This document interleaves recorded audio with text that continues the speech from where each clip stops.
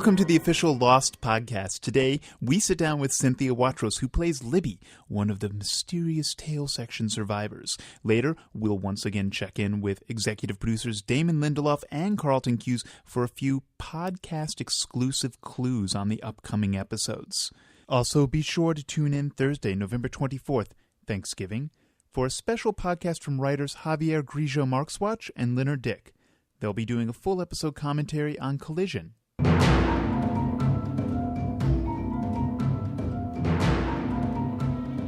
Even though we know what happened to the tail section survivors those first 48 days, many of their backstories still remain a mystery. And even though we can't clear that up now, we can introduce you to the actors behind those dirty faces. Or at least one of them. Today that face is Libby, played by actress Cynthia Watros. I'm Libby. Michael. How many of you? You know, on the other side of the island. When we left, around 40. How many of you survived? 23 of us. Well, it all happened so fast. I got the job and I kind of had to leave LA and bring my twin daughters to Hawaii in like a matter of a week. So I was trying to figure out where I was going to live, and then I was thrown into the middle of this jungle, and I couldn't have been happier because I never even visited Hawaii, and I just looked around and saw the beauty. And then I got to work with Harold and Daniel and Josh, and they couldn't have made me feel more welcome and a sense of belonging to their cast. Sorry, Michael. Sorry about what? You know, about throwing you and your friends into the pit. Friends. What? I just never thought about him like that. I mean, I guess one of them's my friend. I'm guessing not the redneck. Yeah, not the redneck. I don't think I've ever seen someone so scared in my life. And I know about scared. Is that why you threw us in the pit? Because you're scared? And we've got trust issues. Huh. When I introduced to the people on the show, I feel like I'm meeting old friends, and they have no idea who I am. So I'm like, oh, hey, you're. Still, every Wednesday when the show airs, whoever has that flashback will host a party. And they are very, down to earth. And in Hawaii, you don't really feel the huge success of Lost. I mean, when you come to New York or LA. So everyone's just really wonderful to each other. I can't explain it. It really is. I know it sounds cliche, but like a family. Of course, this family required an audition. I know most families wish they did. And while auditions are a part of every actor's life, this one had to be different, especially if you're a fan. You know, it all happened so fast. The guys were in Hawaii, and so I had to be put on tape. And then I thought nothing of it, and I kind of went home and said, I auditioned for Lost. It's in Hawaii, but don't worry, I'm sure I didn't get it. And then I heard that they wanted to meet me and blah, blah, blah. And I go, oh, but don't worry about, as an actor, you audition for tons of stuff that you don't get. Don't worry, I'm not going to move to Hawaii. It's fine. And then they test me, and I've tested for things, and I haven't gotten him. And then you test, and then I got it. And then I had to leave in 7 days. So I think that whole process was memorable because it happened so quickly. And it was a show that I loved and respected so much that there was no question that I would go and move to Hawaii and bring the girls and totally uproot everybody's life. Damn it! Okay, I'm fine. You want to let me just take a look at your shoulder? What are you, a doctor? A clinical psychologist. You're a shrink. Well, maybe I ought to talk to my shoulder. How'd you get shot anyway? With a gun.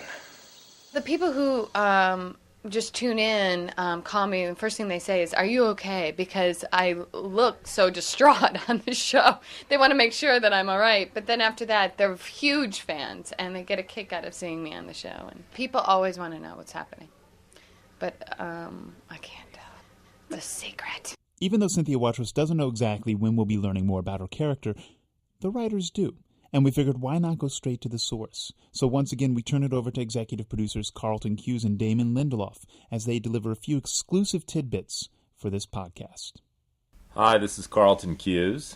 And I am Damon Lindelof. So I have to now. I'm trying to talk in a deeper voice purposefully because I've listened to myself on the podcast, and I sound like a soprano next to you.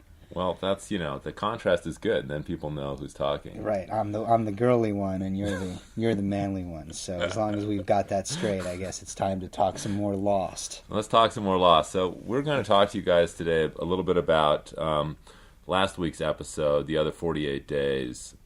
Which Damon and I wrote, and we wanted to kind of debrief a little bit about that, and then we're going to talk about this week's episode, which is called Collision. It's a metaphorical collision, though. It's not really a collision where exactly. Things impact each other. There is in case you were hoping for that. Yeah, for the car crash episode. We haven't found any cars on the island yet. Okay, so The Other 48 Days. We were actually very gratified to kind of see the response to that episode because it was really an out-of-the-box idea to do an episode which really didn't feature any of our series regulars except for at the very end of the show. And, we really have to give a lot of kudos to ABC and Touchstone Television for allowing us the opportunity to make that episode and sort of supporting an idea in which it's hard in a series to do an episode where you're basically not going to check in with any of your regular stars. And we basically went to them and we said, well, we want to do a clip show for a season of television that was never shot. It'll just be moments in the lives of the tail section folk over the course of their 48 days, so we can catch the audience up to where they were at and sort of understand emotionally what they've been through a little better. Yeah, and we just thought it would be, when we were first coming up with this idea that there were tail section survivors, one of the things that was really important to us was to make sure that their experience was really vastly different than our fuselage survivors. And so as we started talking about it and working out the backstory, we started figuring, what would fall into the backstory of these characters once we met them. But then the idea arose, well, why don't we just do an entire episode where we basically tell their story from when the tail section crashed, and we sort of had this idea that we were going to sort of mimic those Corona beer ads where you sort of hold on the beach and nothing is happening, but then literally into that frame would follow the tail section of the plane, and from there we would just sort of race through their experience in these sort of vignettes that would take us all the way from that first touchdown, and then we also wanted to have a lot of people and a lot of attrition, and really show primarily how they got to be the way they were in the episodes that had preceded this one. And, and obviously, having seen the first season of the show, if you're a loyal fan of the show, there are many moments, that sort of parallel the adventures of our fuselage survivors, especially in terms of the fact that, they've been infiltrated by these other people, and we sort of try to take the audience's expectation of that and turn it on them by having the sort of red herring character be named Nathan, which is similar to Ethan, and have him be from Canada. And, we feel Josh Randall, who played Nathan, did a really good job, and it feels like a lot of people sort of went for it. And Brett Cullen, who played Goodwin, was just fantastic. Awesome. He fools me still when I watch the show. So, but what's sort of exciting to us about the show is this moment when the tailies finally discover this bunker, and you see Mr. Echo sort of running his fingers over this this insignia that looks very much like the Dharma insignia from the hatch that we've discovered, except it has an arrow in it. In fact, it is the Dharma Initiative. It is. It is, in fact, the Dharma Initiative insignia. And we will give you guys the exclusive scoop that is another Dharma Initiative station called the Arrow, in fact. But what was done there, we will not tell you. Right. It's currently being used for storage, obviously, but it is one of the other stations referred to in the Dharma Initiative film, and it was one of the research locations that was subsequently abandoned by the members of the Dharma Initiative team. So now we have discovered the Swan and the Arrow. That's right. That's two. That's two of the the Dharma Initiative project locations. And obviously, to that end, what they find, in that crate there, one of the things they find, and it's not the radio, is very important to the sort of unfolding of the story to come over the next couple of episodes. So you won't have to wait too long for that to pay off. Exactly, but the items in that trunk were not randomly chosen. They weren't, except for the blankets. The blankets were pretty random. We are not referring to the blankets. the blankets could not be. Yes, in a future episode, Echo will be kept warm by the blanket in a shocking surprise. That's the end of episode 9, I believe. The big cliffhanger is his feet are cold. Right. I think he also found those little strings that he tied in his beard in there too. Yes, exactly. I believe he did. All right, so shall we move? Anything else we want to say about that episode? It was pointed out to me by the way, that the episode was called "The Other 48 Days," which we just thought, it's the 48 days of the other people on who survived the tail section. But it was pointed out to me, how clever we were by calling it "The Other 48 Days," because their 48 days were sort of like very other driven. Wow. So. Non-intentional. Non-intentional. No, exactly. We are not that smart. Not even moderately smart. We get the benefit sometimes of things that get credited to us that we actually don't even really think of. So, all right. So let's move on and talk a little bit about Collision. And I think what's really interesting to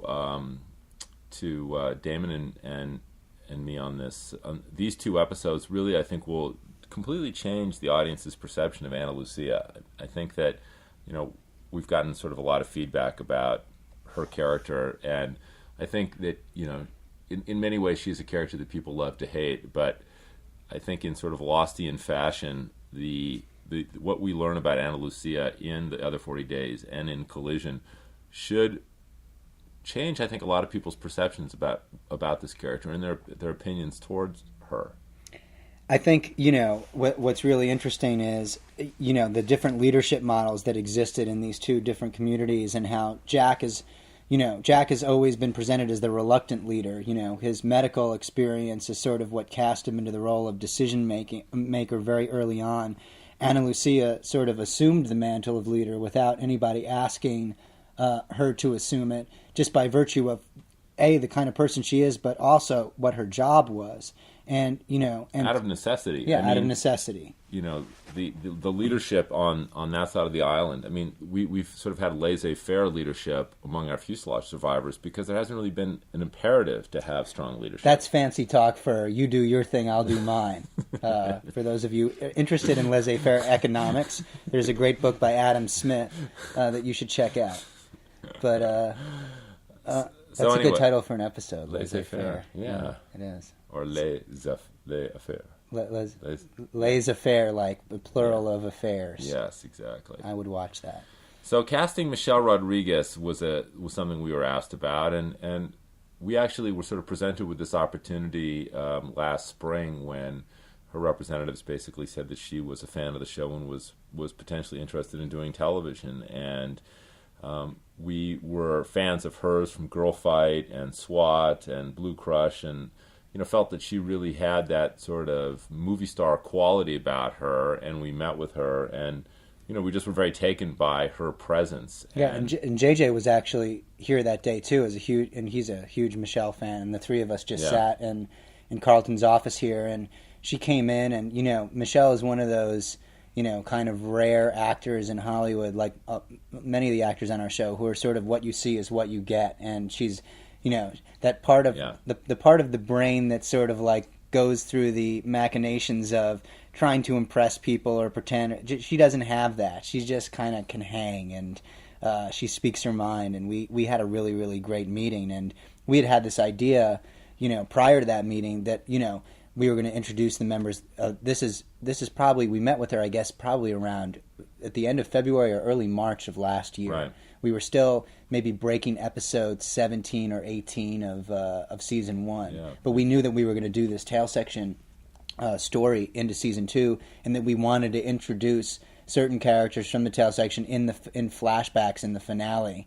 that we were already plotting. So we were out there thinking, and this character, Ana Lucia, was originally going to be a little older, probably like in her late 30s or early 40s, as I recall. Right. And then we met with Michelle, and again, as in typical Lostian fashion, began to sort of reconstruct.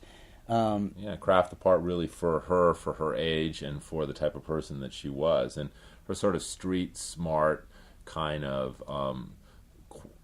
Very much sort of speaker mind quality. We just sort of became that got sort of embedded into the character, and I think a lot of what happens, I think on this show is that the there is kind of a collision between the actor playing the character and the. Nice how you got that in there. Yeah, because of the episode's called Collision. Yeah, that was intentional. It was actually very clever. Yes.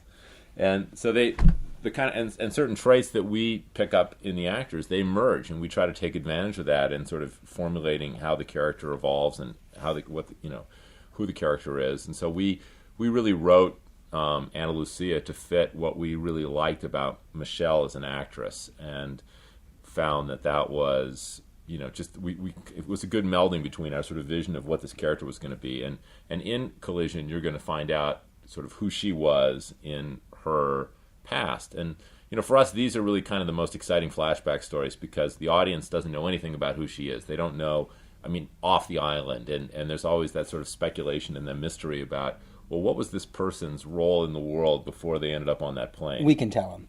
Party clown. Ana Lucia's party clown. You heard it here first, folks, and you're going to be shocked. I cannot believe that you would just spoil the episode. I'm just saying. Damon. Balloon animals. That's all. We'll just leave it at that. Yeah, big twist. Watch the balloon animals. Big twist. Was that intentional? It was. Oh, that's good. It was. Big twist. Yeah, and balloon animals. A correlation. I get it. Exactly. But, I just want to say, to sort of Michelle's credit, one of the things that she said to us in that meeting is, I don't want to play a ball buster. I don't want to be, I've gotten typecast as the tough chick. And we said to her, we have to start you off in that place, because that's what the audience expects from you. And then gradually we'll peel back the layers of the onion, and hopefully, the goal of every character's story and arc on the show, from Carlton and in my perspective, is, explain why people act the way they act. And, for us to, if you just present someone as a ball buster, without presenting why they're a ball buster, it's pretty easy to hate them. And we've heard sort of, and to Michelle's credit, it's probably very hard for her as an actor.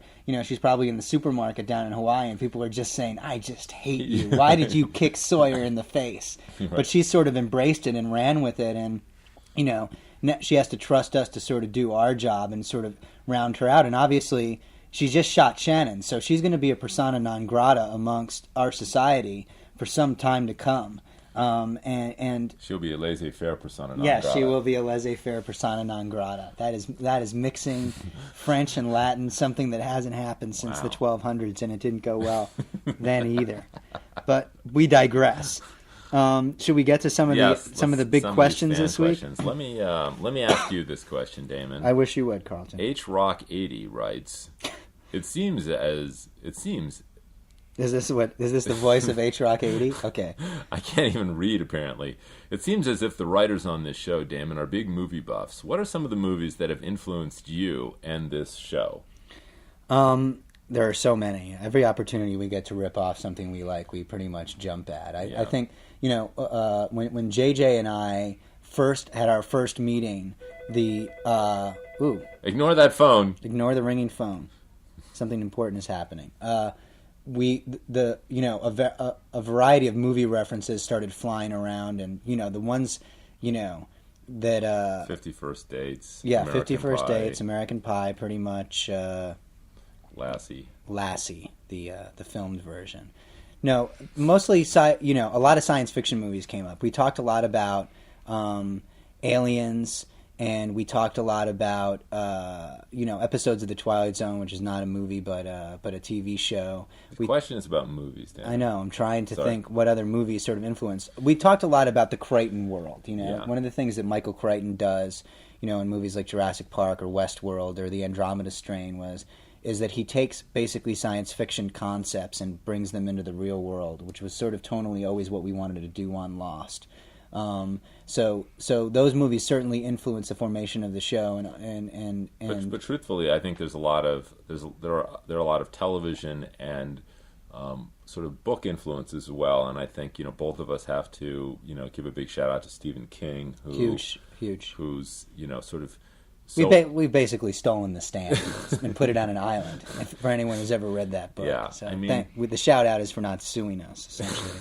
Stephen, thank you for not sending a lawsuit our way. We appreciate it. I mean, Stephen King is so artful at blending science fiction concepts or horror concepts with really compelling character stories, and I think that is so much a model for what we're doing on the show. I mean, those books of his sustain for 800 or 1,000 pages, not because of the mythology of the stories, but because the characters are so damn cool. Yeah, you got to make it about the people, and that was sort of always, lesson one. So, right. I guess that answers the question. If I can ask you a question, okay. By proxy, actually, it is Fretzo who asked this question. I think was he with the Hobbits? Was he? With sort of Frodo and Merry and Pippin, and it's hey Fretzo, you're. I thought that was like an Italian soft drink. You're like it is. It's like a Fanta. Anyway, sorry Fretzo if this is indeed your real name, but and if you're related to any of the 5 families in New York, I sincerely apologize for referring to you as an Italian soda. So here it is, Carlton. Fretzo asks, Shannon was the hottest girl on the island, and now she's gone. We need more new hot girls on the island, or this could turn into Oz. I believe that Fretzo is... Well, A, that wasn't a question, really. No, and B, by Oz, I don't think he means with the Munchkins and the Scarecrow. I think he's probably referring to the prison drama. Oh, jeez. Well, since it wasn't a question, can I just say thank you for your comment, Mr. Fretzo? I think you could just leave it at that. But personally, I think Michelle Rodriguez is hot. So she's there, and she's a new girl on the show, and it kind of means probably maybe we should just put a lot of hot girls on the show and not worry so much about the writing. I just think, what do you think about that? I would say that if Shannon was the hottest girl on the island, it's time for a pageant. Because who's going to assume the crown? Exactly. I mean, that would be a very tough call. I mean, it would be. We should have like a lost beauty contest vote in. You guys someone should organize that and sort of. But what we really know matters most, Carlton, is beauty on the inside, as you can tell from looking at our picture on this podcast. No offense to you, but I must say I am not an attractive man. Offense taken, actually. And don't say that. It's not true. You are a very, very handsome man. Thank you very much. Okay, should we, Jack and Kate don't, forever? Why are you holding my hand right now? Stop it. Really strange. I'm married. You're holding my hand. Seriously. And I am married too. Okay? Why are you winking at me, Carlton? Stop it. Okay. Stop it. Look, this is radio, but still. I understand. It's not even radio. It's like something else. It's pod. It's podcast. It is. It's cooler than radio. Okay, Jack and Kate forever, Damon asks. Okay. No, it doesn't say forever, Damon. Damon, Jack and Kate forever asks. All the men's hair on Lost has grown significantly since the first episodes, except for Jack's and Locke, but he doesn't count. Mm-hmm. Is Jack balding or something? He's only 40, I think. Just wondering. Thanks. Jack is not balding, nor is he 40. And why does Locke get a bob? I mean, it's just, I guess he's complete, because we see him shaving his head, so he's got hair. He is growing hair. I think, one of the things that has been postulated is that one of the Dharma stations is actually hair research clinic. A hair research clinic of some sort that is putting out microwaves that in fact one of the secret mythological tidbits is that with this hair research, that's how they were going to raise the money to continue the Dharma initiative. Correct. A cure for baldness. In the absence of that being successful, the Dharma initiative had to be closed down. Right. And for some reason these microwaves affect Jack in a more severe way than any other person on the island, but it does also affect the underarms of the women on the show and their legs as well. Yes. So, but look for a new haircut from Sawyer. Yes, Sawyer will be getting a haircut. That's a big twist. Yes, coming exactly. up. So that's an exclusive tidbit here. We've gotten lots of hair questions over the years, and we're thrilled to answer them. So, well, please. I think that's about it for this one, Damon. I think it is, Carlton. Well, it's been great hanging with you here. Now just take your hand off my damn Okay, knee. yeah, seriously, I will. Seriously. That's fantastic. Okay, okay. Thanks, guys. Thanks, guys. Talk to you later. That concludes our third podcast. Don't forget to check out our special podcast this Thursday with Javier Grillo-Marxuach and Leonard Dick as they give Damon and Carlton a run for their money on the funniest Lost podcast. So set your VCRs and watch Collision with their play-by-play analysis and commentary. And yes, they'll even do a halftime show. That's right, 42 minutes of clues, musings, and outright humor that can only come from two men locked in a room with a microphone. Next Monday, we return with our regular podcast as we sit down with yet another mysterious tail section survivor and see what tidbits of knowledge we can get out of executive producers Damon Lindelof and Carlton Cuse. Remember, you can submit your own fan questions for the writers at lost.abc.com.